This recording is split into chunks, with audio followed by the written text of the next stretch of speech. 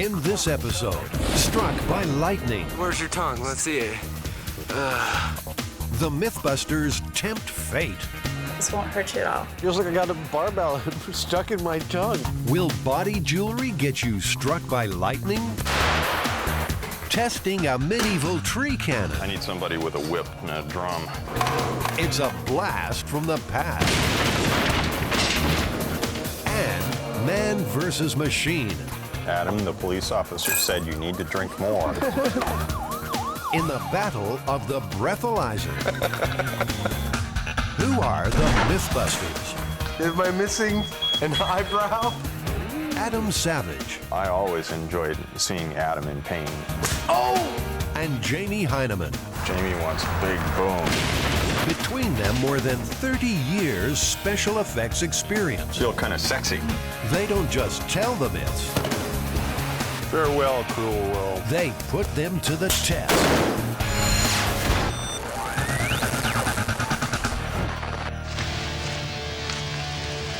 Come on, Please help me up. yes, we'll carry you. Hold on. I got struck by lightning? Yes. How the f did that happen? It's not. In August 2003, Matt Thompson was hit by lightning in the hills outside Keystone, Colorado. A bolt of lightning taken straight in the chest. It just came out of nowhere. The direct hit traveled all the way through Matt's body. I had no clue what happened. Matt's story was big news. On websites worldwide, the issue was raging. Matt, you almost died. Was Matt's metal tongue stud the reason he was struck? So my tongue ring. Oh no, dude, you might have swallowed it. Let me see. Where's your tongue? Let's see it. Oh, it's broken off in there, it looks like. Let me see. Body jewelry attracting lightning strikes? This looks like a job for the MythBusters.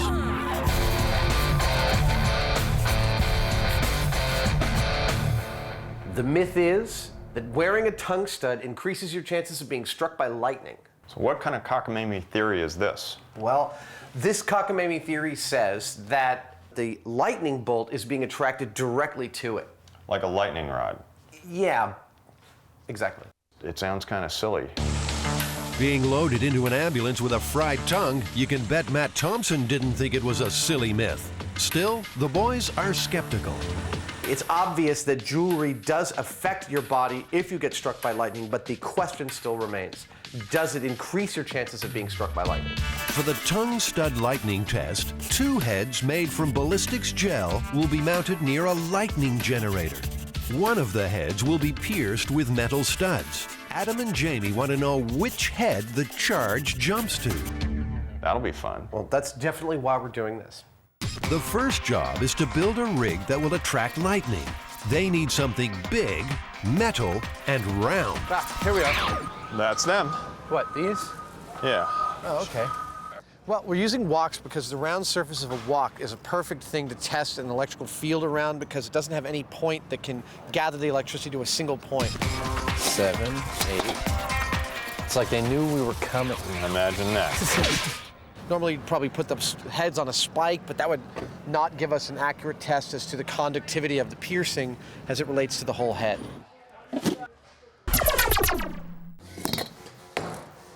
How am I going to get those out of there? Back at the workshop, while Jamie grapples with removing the wok handles, Adam is going into reproduction mode.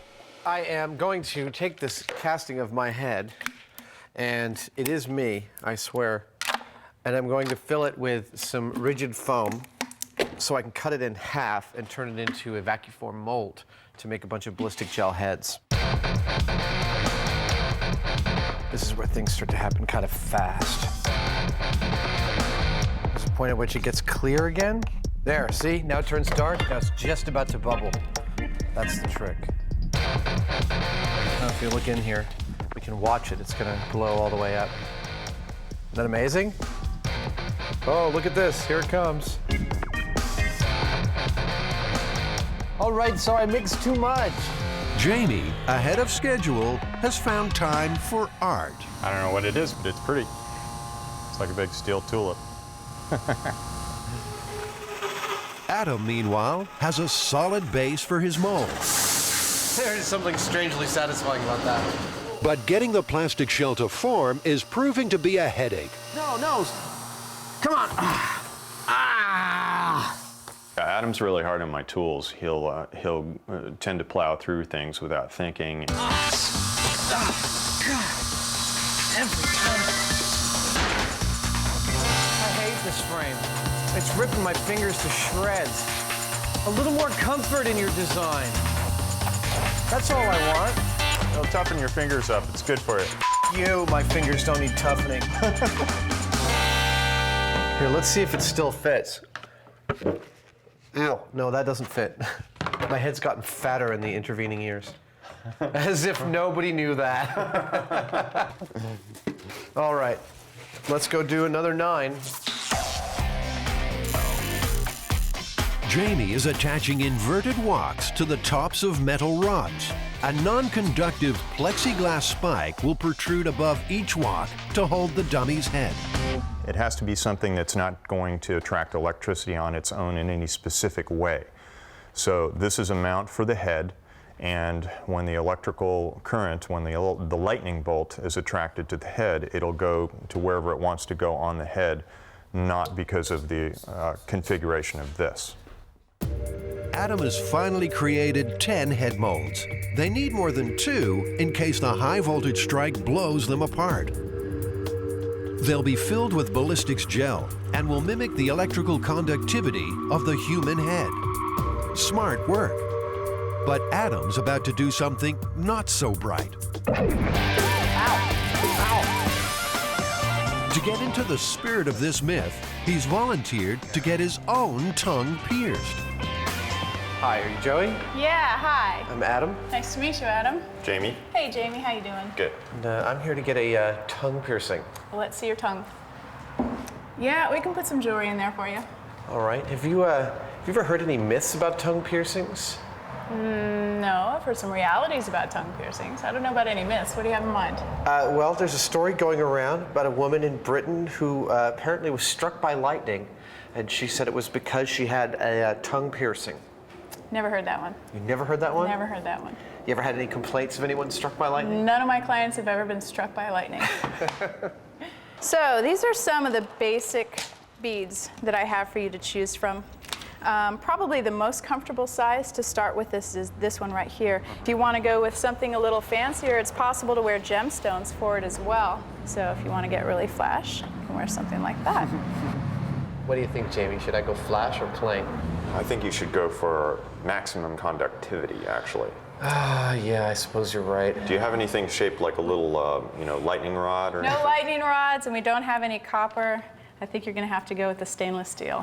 All right, the stainless steel ball about that size was exactly what I was thinking about. Okay, that should be great. So why don't you come on in here, have a seat on the dinosaur chair there. Oh, do I get a lollipop when this is done? You do get a lollipop when this is done, but only if you earn it. He's just seen the needle. For once, Adam's at a loss for words. All right, so, you ready? It's very, very quick and very, very easy. You can set your glasses right there. What I want you to do is swallow one last time. Breathe easy. Give me your tongue. There you go. This won't hurt you at all. I'm not gonna pull on you. Just wanna make sure I got you right where I need you. Piercing's real quick. I'm just getting lined up.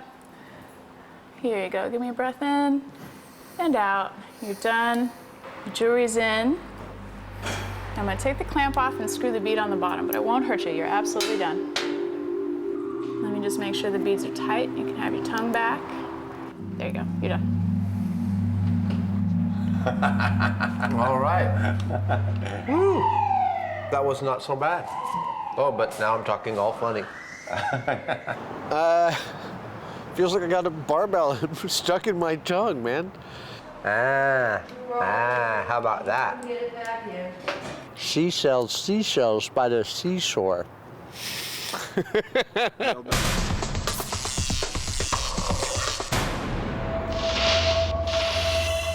In August 2003, Matt Thompson was struck by lightning in Colorado.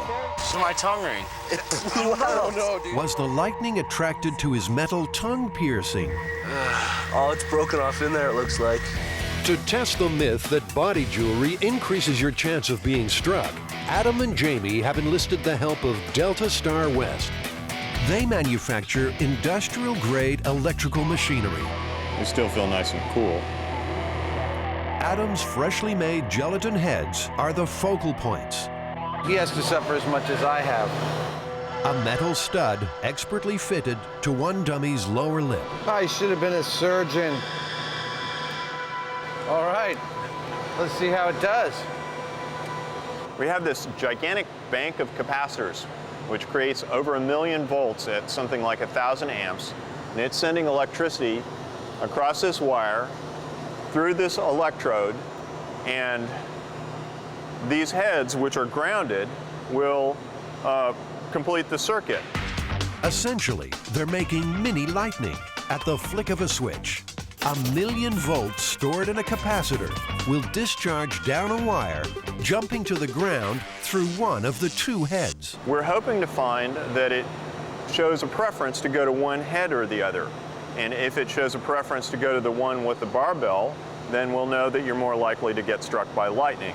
If it doesn't, if it goes for this head, then the myth is busted. Real lightning can be over 100 million volts. It kills about 100 Americans a year. This 1 million volt jolt would still turn you into toast. Everyone's keeping a safe distance. We're good. The lightning will discharge into one of the heads. It takes just a fraction of a second. It's hit the head on the right.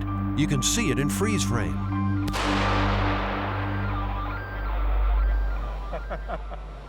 Here it is again on high-speed camera. Well, it went to the one without the barbell in it. It did. We learned a couple of really important things from the first test, and the first thing was that the lightning bolt went to the top of the head and no place else on the electrode, which tells us that that our rig is nicely set up. It's pretty neutral, and we are getting current to go through the head itself and not through the steel. The second most important thing that we learned about this was that the discharge actually went to the head without the piercing. So this not looking too good right now. But the testing has just started. In the interests of accuracy, they move each head to the opposite spike. We're just doing a control by swapping the heads on the rig and making sure that the rig doesn't prefer one direction or the other.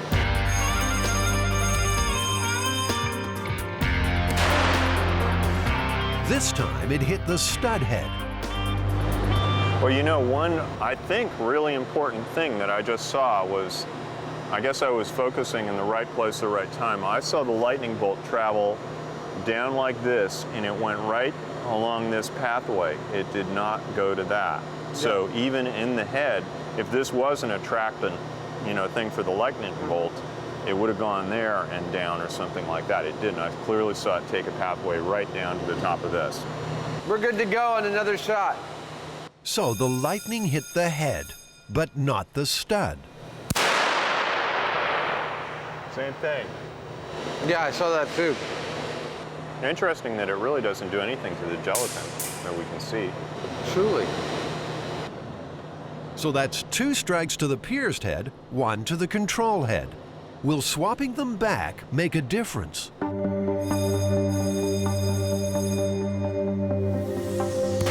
It's the pierced head again, but a confusing pattern is emerging. The charge often goes to the piercing side, but it never seems to touch the metal. The MythBusters won't be satisfied until they can see the lightning hit the stud directly. Jamie, we've now run this a dozen times or more. The heads are working perfectly. The rig is working great. We're getting consistent strikes, always to the top of the head. Not once has the lightning gone right for the stud. Yeah, all we've got left to do is put a bunch of studs in there, some really big ones maybe, see what happens, see if we can get something to react to them. Like nuts and bolts and knives and forks? Yeah. Adam has apparently read the Hannibal Lecter style guide. All right. I think that's a pretty good look there, Jamie. What do you think? Well, maybe more is better. Let's fire it up. Okay.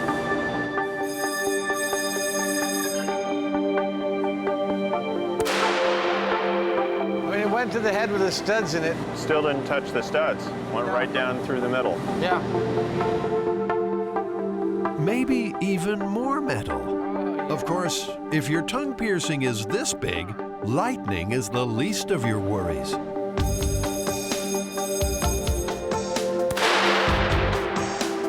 I saw it go into the top of the head and go out to the bolt and back in. It just goes to show, you know, don't put any really big bolts in your mouth during a thunderstorm. Finally, a test for the mother of all studs. Oh, cheek piercing there. It's unlikely to catch on at many nightclubs, though it might just help you get in the door. Will it attract lightning?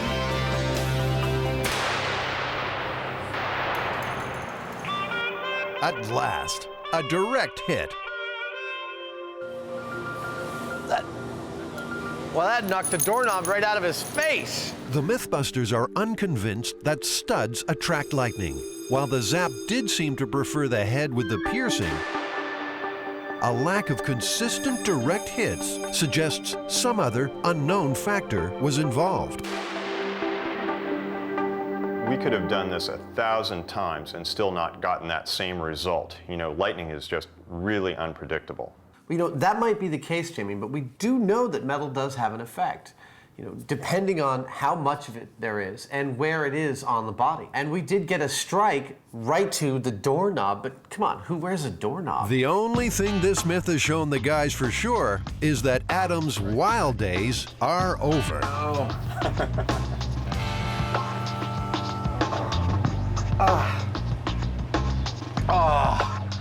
Heaven. Oh, God. That was horrible. There we go. My tongue is free.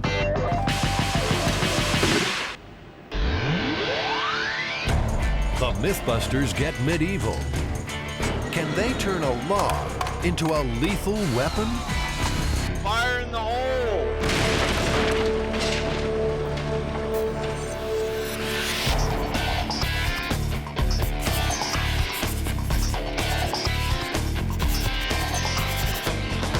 This myth is from medieval times, actually, and it involves a Hungarian town called Pakish that was being threatened by their neighbors. So the entire town got together. In one night, they apparently made a cannon out of a tree. And they put some gunpowder in there, and they shoot off this cannon. The entire body of the cannon exploded, killing half the townspeople. And the mayor, in his infinite wisdom, looks up and said, "If we have so many dead, how many left of the enemy can there be?" That's the earliest known record of spin, I think. To test this myth, Jamie and Adam will try to build a tree cannon and see if it explodes when fired. To do it like the villagers, they need to drill a hole into a log using medieval-style tools. They'll have to fashion a cannonball and make some medieval gunpowder. John, have you ever heard of a tree cannon or a cannon made out of a tree? No, Adam, I frankly have not. If anyone can help with this myth, John Morris can.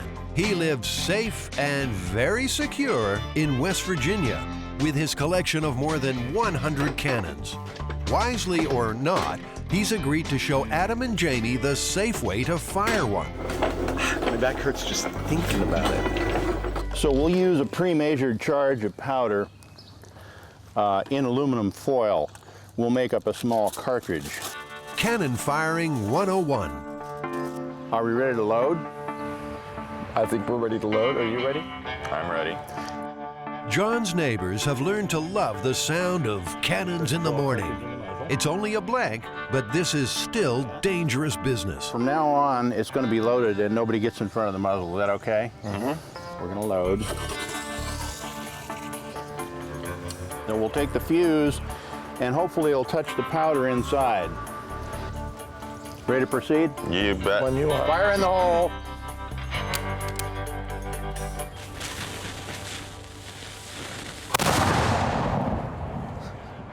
I knew that was going to happen. You did. They've seen how it's done. Now it's the guys' turn. Is it possible to put too much powder in a cannon? Certainly. What'll happen? Well, it will overstress the cannon, and the cannon could blow up.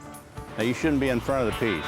Exploding cannons. Food for thought for two first-time firers. Fire in the hole.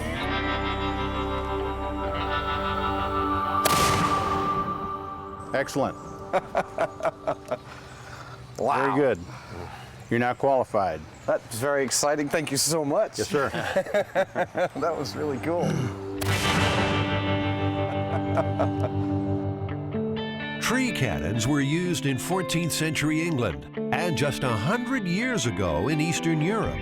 To make theirs, Adam and Jamie need a European hardwood log, a big log. This is a piece of English elm here that we took out. It's a tree that actually died from Dutch elm disease, and this weighs several hundred pounds, this piece here. If I can do that with it, we can get it on the truck.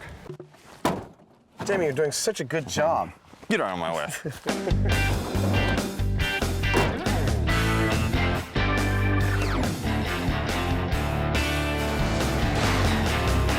This was done in medieval Hungary.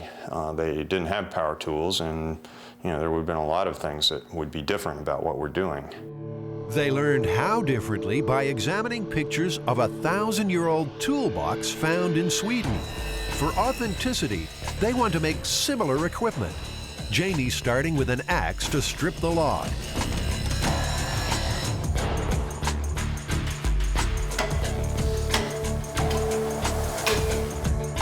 Getting a little workout this morning.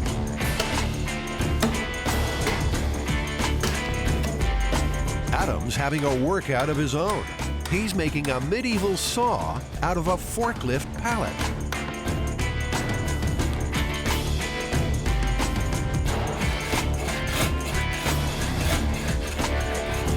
Come on. Now there's some medieval workmanship. Well, I'm gonna heat this piece of metal up until it gets red hot. Hopefully I'll make something that resembles a spoon drill, which is one of the first drills that they used.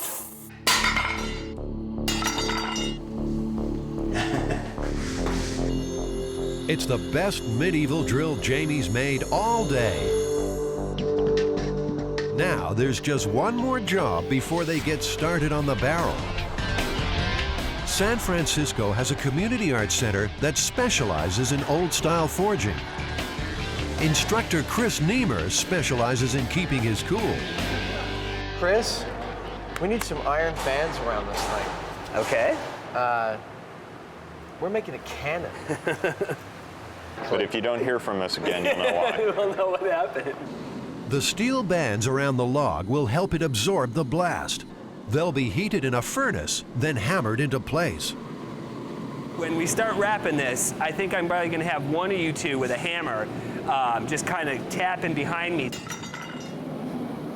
Test run number 1. They've got to pull the band tight while it's red hot, then rivet it in place. That's the ticket.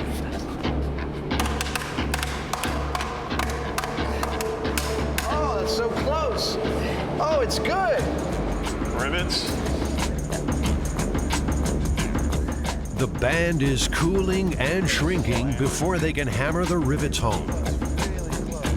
Somebody else grab this one up here. You got it. Come on. Wait.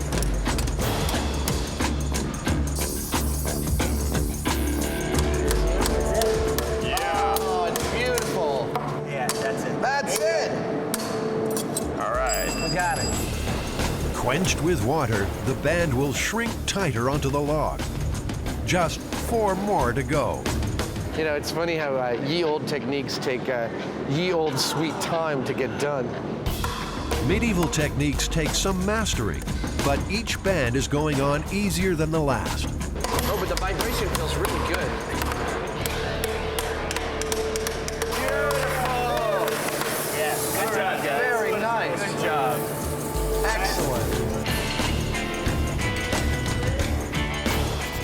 It's looking more like a cannon, but there's still no barrel. Will Jamie's medieval drill do the job? Drill's nice and sharp, and I've flattened this out so that I can grab this like that to crank it. Remember, according to the myth, the tribe made their cannon overnight. But this is slow work.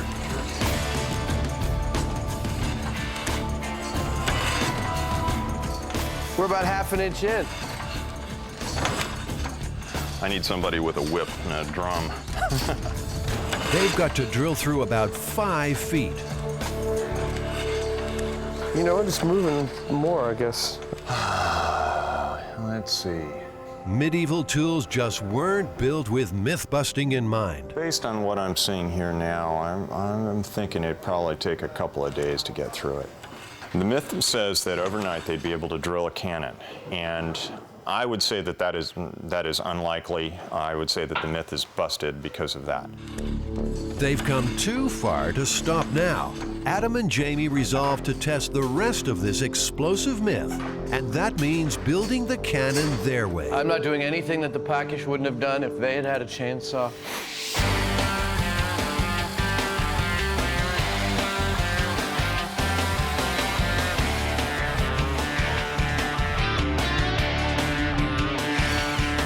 While Adam is bowing to the 21st century, Jamie is staying well in the Middle Ages. I'm making a cannonball out of granite, or a mess. He plans to hand chisel a perfectly round cannonball. It's precision versus power.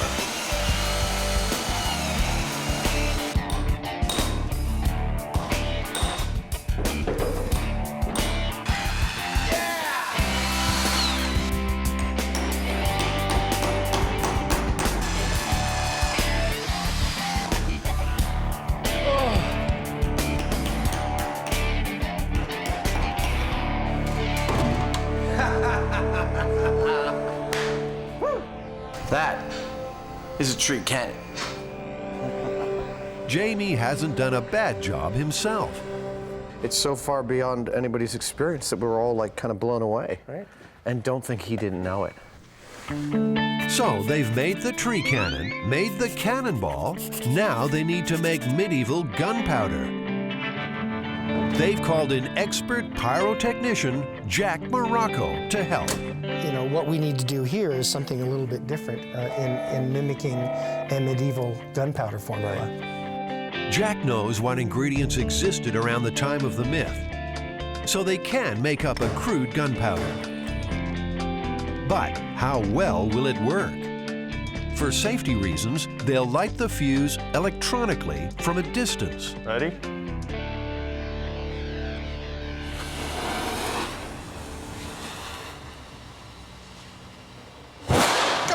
Wow. Nicely done. I think that's very respectable. Okay. I think that'll do. I think that's going to work quite well, yes. I personally don't think we'll be able to blow this thing up. I think you could put a stick of dynamite in it and it still might not blow up. Of course we're going to try to blow it up. That's what we do.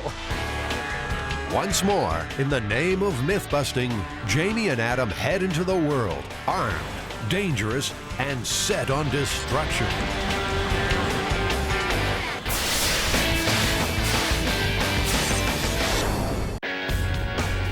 It's a normal day out for the MythBusters. They're driving through San Francisco with a medieval tree cannon in the back of their pickup. Their destination? The abandoned runway at the Alameda Naval Base. The cannon is a replica of one built by medieval Hungarian villagers, which, myth has it, blew up when fired.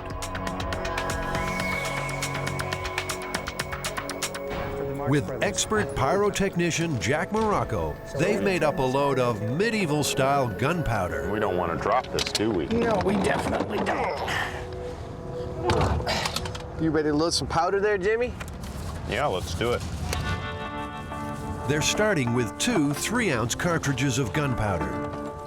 All right. The cartridges are forced to the bottom of the barrel. and a hole poked in the side for the fuse. Ah, we are in the load. Tennis ball? Okay. Well, did you bring your tennis racket? I could stand out there with this, you know, and try to get a good hit on it. The tennis ball will squeeze down on the blast, increasing the pressure in the barrel. An electric igniter is taped into place. They're ready to go. Okay, standing by. For safety, the MythBusters are behind Lexan blast screens. Ready? Fire in the hole! 3, 2, 1. Hot set! Ooh. Wow, it's still going. Is that a flaming tennis ball? I don't think so. That was a good bang. Yeah. Did anyone see the ball? I'm gonna take the bicycle out there. Is that where the paper cup landed? Yep. Oh, okay. It seems their tree cannon has quite a serve. Oh.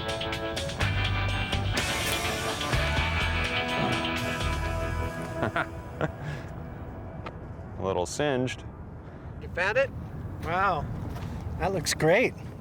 Doesn't look very much the worse for wear. No, just lost some fuzz. Well, the tennis ball went a little more than a football field in length, which for a tennis ball is a lot. And I think that, you know, when we put the stone in there, it's really going to take off. Next up, the real thing, Jamie's hand-carved cannonball. We're debating whether or not to put a single or a double load, either 3 or 6 ounces of powder behind it.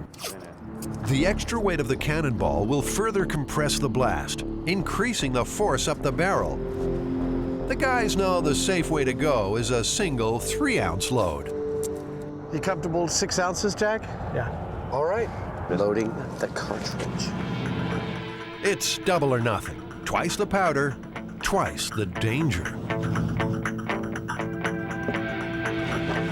At this point, no one crosses the front. And be careful with that, because that's going to roll down there fairly quickly. Yeah, so I gather. Shock it. Jamie's great creation is headed for a great adventure. Satisfying little thunk. Do you think we'll be able to find it? You know, I'm feeling pretty certain that it's going to launch that thing a fair ways, but I don't have a clue how far. Are we ready, Jack? Fire in the hole.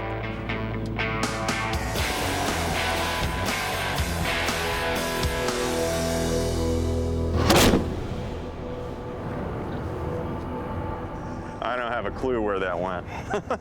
I didn't see a darn thing. Did you see anything? Wow. What everyone did see was a remarkably successful tree cannon.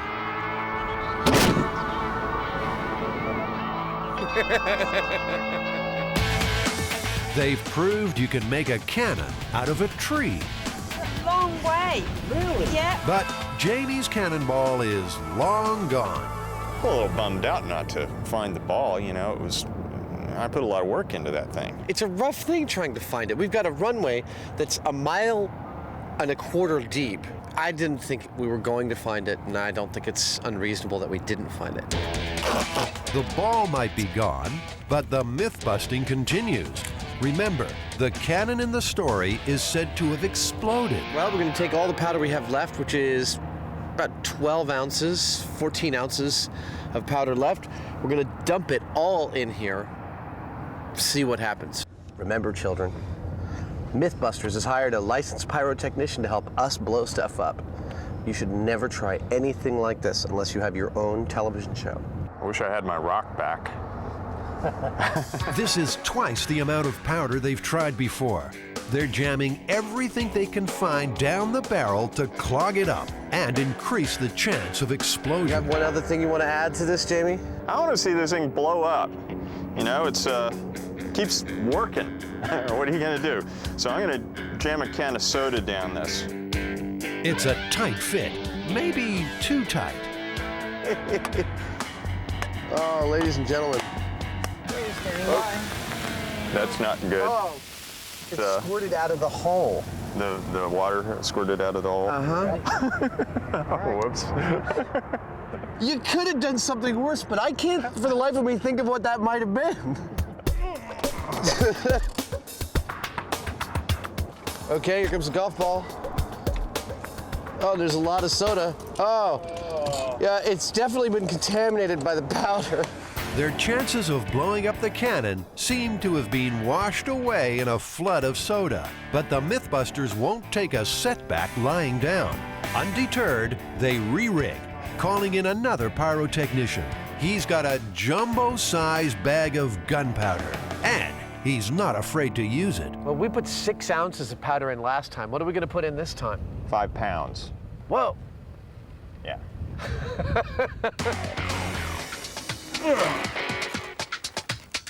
5 pounds of gunpowder. On a danger scale of 1 to 10, this rate's about 9. Now it's a 10. They're sealing the end with an aluminum plug. If this doesn't blow up this cannon, I don't know what will. This is basically going to be a bomb, and there's going to be splinters going everywhere. So it's not a question just of hard hats. It's a question of you have to have something like a shield or an automobile or something like that between you and the cannon. I'm going to get back about probably 150 feet on the field there, just in case.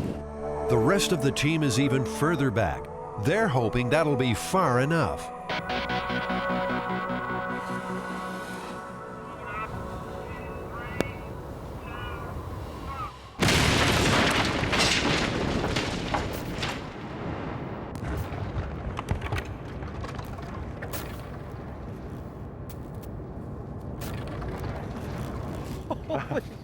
Is everybody all right?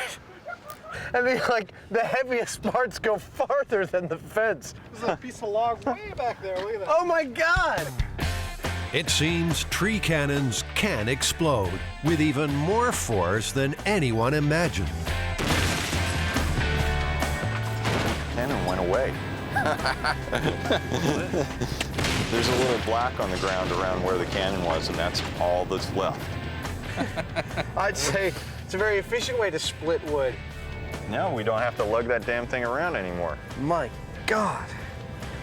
Adam and Jamie have busted a cannon, but proved 2 myths. Maybe 80 pounds or something like that. They've proved you can make a cannon out of a tree, and they've also shown the Hungarian townsfolk could have been wiped out when it exploded. Sometimes myth-busting is dangerous work.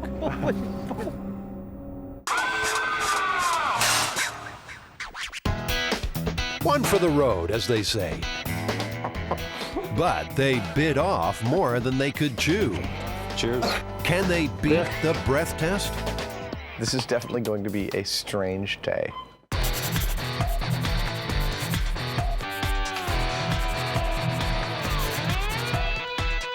Here we are at the San Francisco Police Department Crime Lab, and we've got the breath tester, and we're going to get drunk today, I think, and see whether we can get around the breath test. Well, there's a lot of myths out there that are really kind of strange about all these substances you can use to potentially beat the breath test. You know, Adam, I don't think any of this stuff is going to work. I don't think any of things are going to work either, but it's up to us to imbibe and then further imbibe all of these things to show this.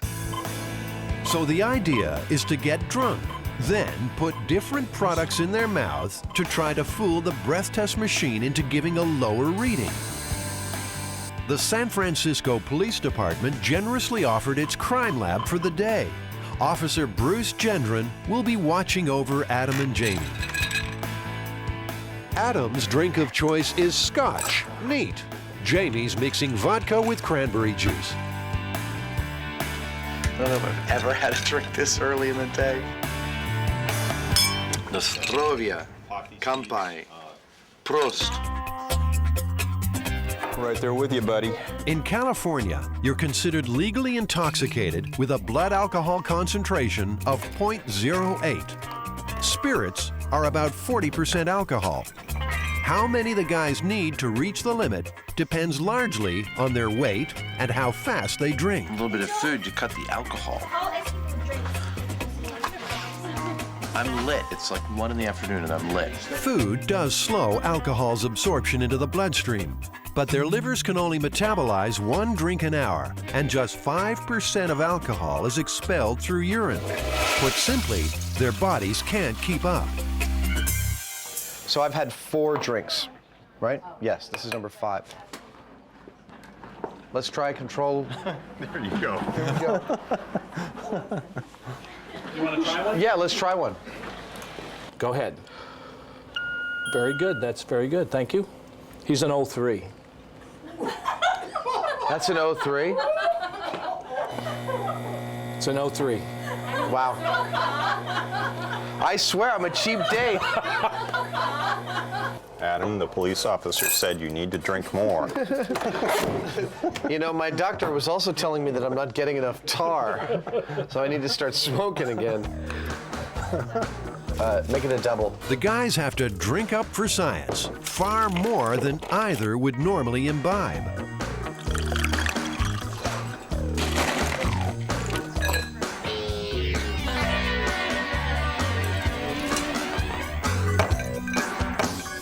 So we've had 13 drinks over 3 hours. I know I'm drunk, but I can't even remotely tell that you're drunk. It's kind of annoying. I want to see you like put a lampshade on your head or something. Sorry, bub. All right, let's go. I feel totally fine. Allow me to place this on your breath testing machine and I'll be happy to be tested. You are pretty smelly. That's it. Keep it up. Listen to the music, and that's what we're trying to do, is keep that sound going. Very, very good. That's good. 1-1. 1-1. All right, finally. Woo, we're at 1-1. We're over the limit. I'm guessing Jamie goes to 0.9. I think the extreme difference in muscle mass will make Jamie process alcohol a lot more efficiently than I do, apparently. He's doing fine. You just sit over there and be quiet. It's rough enough having one of you here, but having 2. Of course I'm causing trouble. Yep, 09. 09, legally drunk. Legally drunk and illegal behind the wheel.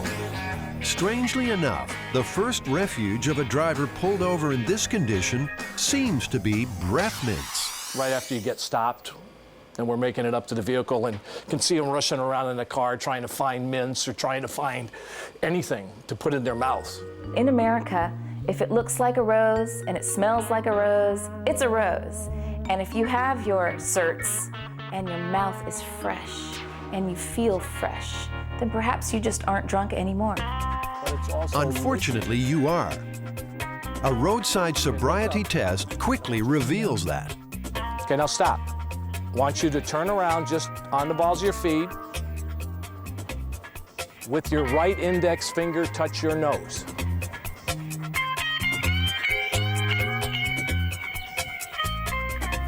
I think you just fell asleep. 40% of American road deaths involve alcohol. Nearly 17,000 people killed each year. To prove a driver was drunk, police usually rely on a breath test. This man had already had 5 single whiskies, which he took some little time ago. The breathalyzer was invented back in the 50s, where drinking whiskey often happened while wearing a nice suit. Right, that's enough. He is up about 0.13. Breath tests work because alcohol is carried by the blood into the lungs and exhaled. The amount of alcohol on the person's breath is proportional to the amount in their bloodstream. Over the limit, the guys will now try to beat the breath test using products that, urban legend has it, will confuse the machine. First up, those mints.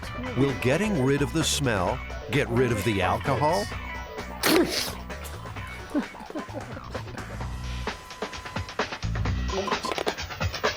Ooh. Okay, that's minty. 1-0. 1-0. Fat lot of good that did me. He's still blowing over 08. Maybe something with a stronger smell. Your best bet is probably to hold your nose, literally, and just take a big bite out of this onion.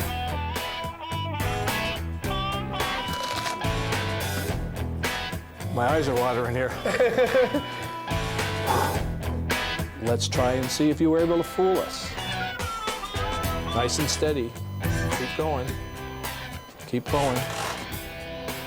That's good. That's good. Jamie, that was an 08. The onion didn't do anything. Some breath testing machines act like a fuel cell. The more alcohol blown in, the higher the electrical current produced. That could well have sparked the myth keeping a battery in your mouth would beat the test. Stuck on the battery now? You get the battery. Yeah, I'm letting you off easy, baby. Being able to put a battery in your mouth and keeping it there without me knowing that it's there would be very, very difficult. I would agree with him. It would be very difficult to talk with a battery in my mouth.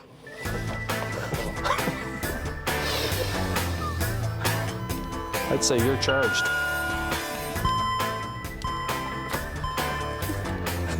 It's a 1-0. Another kind of tester relies on a chemical reaction. Perhaps throwing a little extra copper into the mix will fool it. You ready?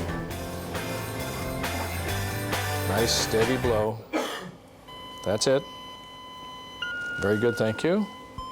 0.09. Pennies don't work. Oh, ladies and gentlemen. A third kind of machine uses infrared light to find alcohol molecules. Adam's going to throw in some denture cream, too. Okay.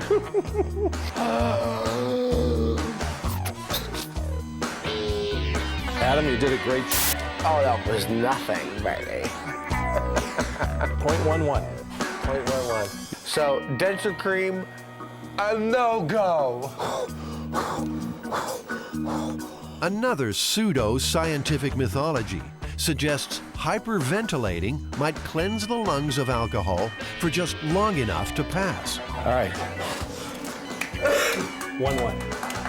That doesn't work either.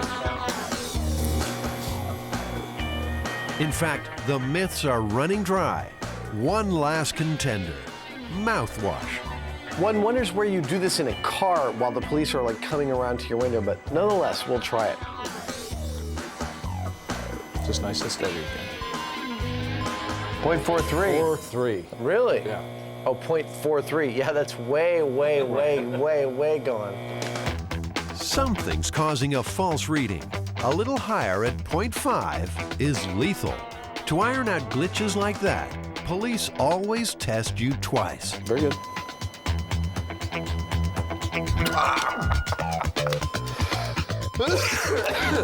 1-3. So it would appear that mouthwash doesn't work at all. I mean, even if they got two readings that were grossly out of sync, all they do is take your blood test, and your blood test would tell them exactly how much alcohol you have in your system. It would seem that nothing works. On MythBusters, they do what it takes. 13 drinks, a mouthful of onion, and batteries, and pennies, and denture cream. It appears to be a sobering warning for any potential drunk driver. Using the machine, you will be busted. So what do you think? Is this myth busted?